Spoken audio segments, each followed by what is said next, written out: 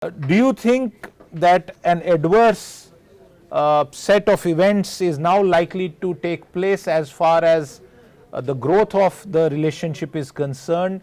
Are existing investors in Bangladesh from India, all companies, including public and private sector companies, likely to face a tough time? Do you see reversals happening in the broader direction of our trade relationship? Well, first of all, as is very clear, supply chains are the first to be impacted whenever there's any civil unrest. So one can expect a complete disruption of supply chains for the moment, because we understand that at the border between India and Bangladesh, there are no guards right now from the Bangladesh side.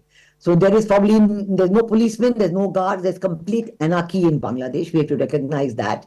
And so the Benapole-Petropol border, which is one of the major points of trade between Bangladesh and India, I can imagine that everything there is at a total standstill.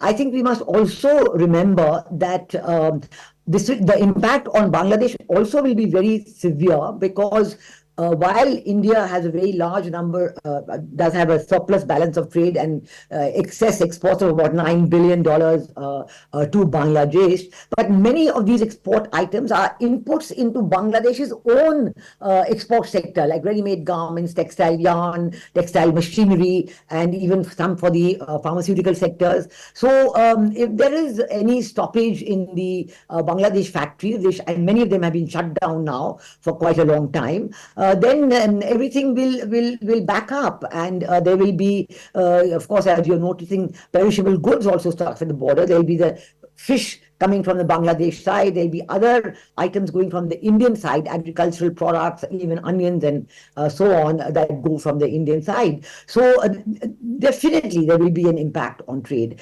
And we have to note that despite the fact that Bangladesh is, of course, a very strong trading partner for India, two impacts. One is, will it continue to be so if the anarchy prevails for any more time?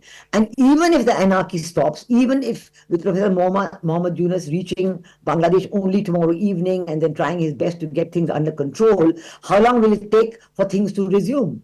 And what is the condition today of Indian investment enterprises in Bangladesh? We have a very significant list of Indian investors in Bangladesh, which includes Tata Motors, which includes Hero Motor Corporation, which includes Adani Power, which includes VIP, Pidilite, Marico, Dabur, Asian Paints. The list is quite long. Now, we have already heard from Bangladesh that the Indian Cultural Center in Dhaka has been completely vandalized.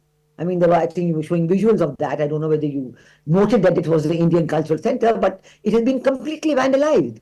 So I think this attack on Indian investments and Indian interests, there is no news yet about the impact on Indian investment offices, company offices in Bangladesh. Many of them have local partners. Whether those have been impacted or not, we do not know. But certainly, I do expect that many of the Indian personnel posted there, Indian business representatives, they would be coming back to India. We do know as of this morning that the Indian High Commission has had its first round of evacuation, and non-essential staff has been evacuated to India. So if the business community is going to follow suit, the investors and the other, our External Affairs Minister had stated in Parliament, there are about 19,000 people of Indian origin in Bangladesh, and about 8,000 of them are students. Most of them have returned already. Now it's the next round, which maybe the business representatives would also be looking at it. So the picture is not very bright at the moment. I think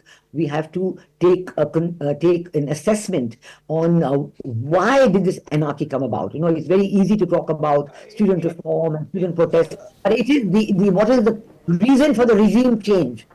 Who is behind it? If you like the video, do like, comment, share and subscribe.